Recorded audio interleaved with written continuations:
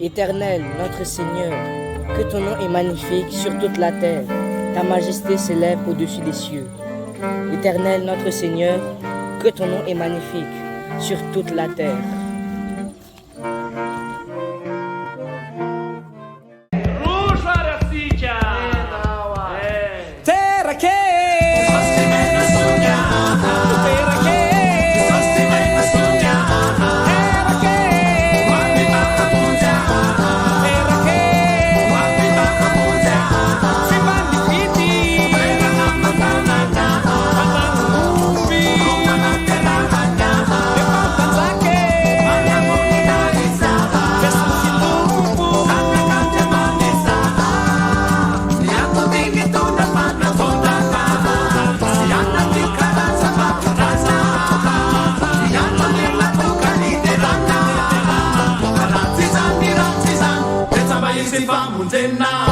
Terra che